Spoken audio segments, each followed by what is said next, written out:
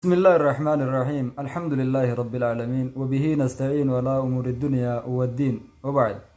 وبليون كن يا إسلاما أران تناس ولا ما كم خليه خطا لما فايجو سكنتا تيجي سكنتا لما كيما خطا لما فا ولا ما دبجانا ملتو كيما رايجو ولا ما مالي جنان وبليون كنيا وان غنا رفاتيني وما رفيجر يجا Irra lama qiyaamaa dhuftee jirti obboleeyyan keenya. Qiyaamaan dhiyaachaa jirti. Addunyaan faani haadha. Guyyaa tokkorraa galla. Kasratu mawtul fujaa.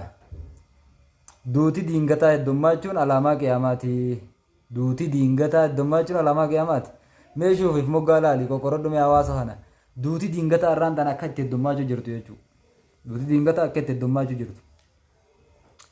Nama fayyaa romaantana garteeti ammumaantana nama fayyaa hojii deemuu jirtu fayyaa dhaba tokkollee inni firratti hin beekne wama rabbiin irra beeku malee wallaahi namni za'a jaa dura osoo nagayaan fayyaa qabu osoo hiriyaa hojii taphatu jaartii ilmaanii hojii osoo taphatu za'a boodu kunoo janaazaa dhiqu jiran gufatee qaduufaa jira namni akka rafee kaafuu jira fayyaa qabu nama akka dukkaanaa waa bitadha jee gabbeetti akkasumas duu jira. مالف خن هندي على ما قيامات يجو نبي صلى الله عليه وسلم إن من أمارات الساعة ملتوك أمار راهيجان أن يظهر موت الفجأة دوتي دينغتا ملجون على ما قيامات يجان آخر فونو في قيامان رفجرت بليس خيو بليتي دي حديث غنا إمام الألباني صحيح جين حديث صحيح يجو حديث تقان قبني ملتوك أمارات يجا دوتي دينغتا ملتوك أمارات jala murii gubbaa murii beek bilaashuma duuti diingataa akkatti naddummaattu halumma jarraachii ofadhu jechuu duuti diingataa namuu waan jiru narra beekan lammaffaa mallattoo qiyaamarraa taarraan tan irraa dubbachuu dhufne laa taquumu saaca taqaarubu zamaan zamanni walitti dhiyaachuu taqaarubu zamaan zamanni walitti dhiyaachuu jechuudha amanni akka baatii ta'e baatiin akka torbaanii taate torbaan akka guyyaan akka waan hin jirre ta'u jira. نبي نديس سيء قيستي أكنا جانا ديس إمام الألباني سيء قد يملي لا تقوم الساعة قيامان اندابت حتى يتقارب الزمان هم زمني ولد دياتو جان فتكون خطاة السنة أمني كالشهر يكباتي لا والشهر كالجمعة هنگام ماز باتين أكا غرتي ترباني تاتو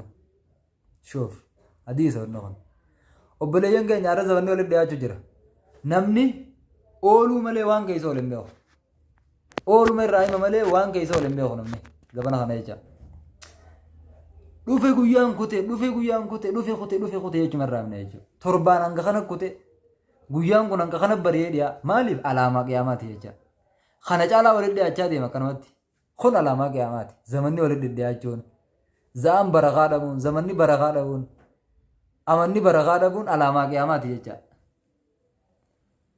akkasitti faliza tanaafuu obboleeyyan kiyya bilaashittiin humna waan himnu tana haa horfoonuufi duuti dhufaa jirti haa horfoonuufi yoonii fi arraan tana horfaa'uu fi baanne guyyaa sawwanni nu baasaan jirtu kanaaf qiyaamaadhaaf haa horfoonu alaamaan qiyaamaa heddummaachaa jirti arraas sagantaan teenya asumarra raawwattii hin dheereessinu yoonii fi sagantaan teenya isinitti tolte share subscribe like godhaadha kanaan nu cinaa dhaabbadhaa isiniin jenna sagantaan tun obboleeyyan keessan biraanillee gaggeyaadha obboleeyyan kiyya akkasitti inshaallah arraaba suma dhaabbannaa kutaa sadaffaadhaa walitti deebinaa nagayaan nuuf